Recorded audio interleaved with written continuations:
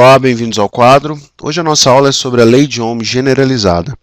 Essa lei é muito útil para estudar trechos de circuitos, tá bom? Ela é muito útil para estudar o comportamento de um determinado trecho de circuito, para saber a diferença de potencial entre dois pontos de um circuito, para saber a corrente que circula num circuito. Enfim, vocês vão usar muitas vezes a lei de Ohm generalizada. Eu estou aqui para ensinar para vocês, né, a melhor maneira de usar essa lei de Ohm generalizada. Estou desenhando um circuito aqui e já já eu explico para vocês como cada um desses circuitos funciona, tá joia? Aqui a gente tem o ponto A e o ponto B.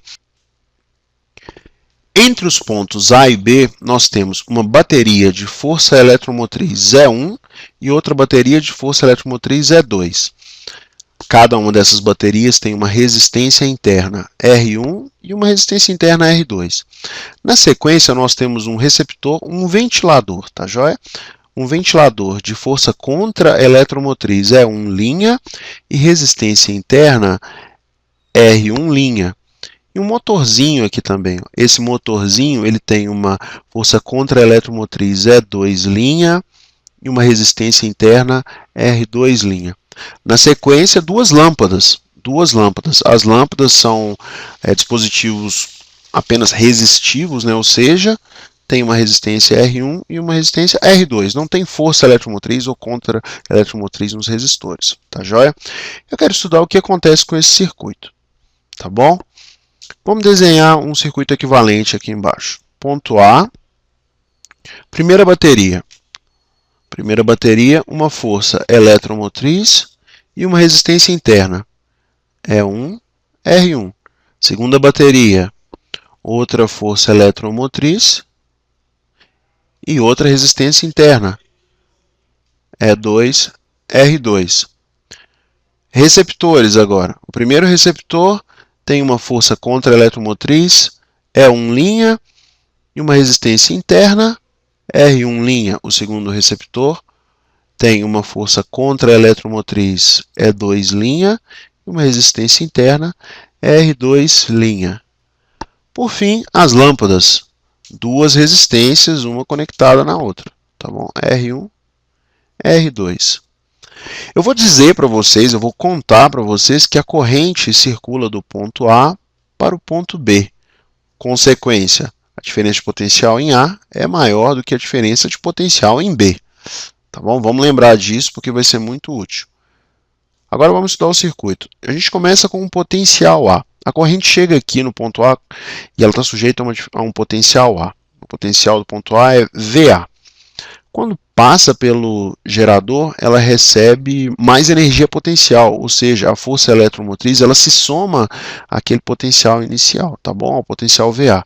As resistências não, elas oferecem resistência à passagem da corrente, portanto elas causam queda do potencial, por isso eu representei por um menos R1 vezes I. A queda de potencial numa resistência é a corrente vezes o valor da resistência. Continuando com o gerador 2, a segunda bateria, mais uma força eletromotriz, aumentando o potencial das cargas, agora uma resistência, que provoca uma queda de potencial. Observe agora os receptores. O primeiro receptor ele oferece uma queda de potencial também, por causa da força contra a eletromotriz. A resistência é sempre queda de potencial. Mais um receptor, com uma queda de potencial menos E2', mais uma resistência interna, queda de potencial R2' vezes I, mais duas resistências, que também representam quedas de potencial. Por que eu coloquei esse mais aqui? É menos. Então, menos R1i, menos R2i, outra queda de potencial. Por fim, a gente chega no potencial do ponto B, que é VB. Vamos passar o VB para a esquerda. A gente fica com VA menos VB. Olha só, eu vou somar todas as forças eletromotrizes. Então, eu vou representar assim, a soma de todas as forças eletromotrizes. Eu vou representar por essa letra grega aqui. Isso quer dizer um somatório.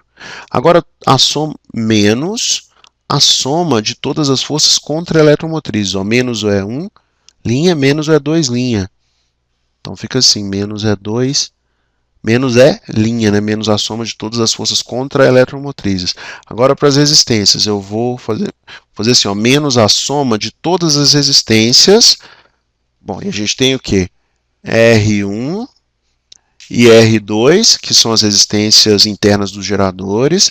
Também temos as resistências internas dos receptores e temos as outras resistências internas do circuito. Isso tudo multiplicado pela corrente.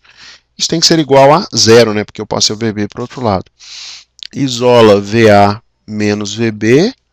A lei de Ohm generalizada fica assim, ó, VA menos VB é igual a soma das forças contra-eletromotrizes, está vendo? Passa para a direita, troca de sinal, menos a soma de todas as forças eletromotrizes, mais a soma das quedas de potencial nas resistências, ou seja, R mais R' mais R vezes I. Tá certo? Espero que vocês tenham gostado da aula. Na próxima aula a gente faz um exemplo colocando números nesse problema, tá bom?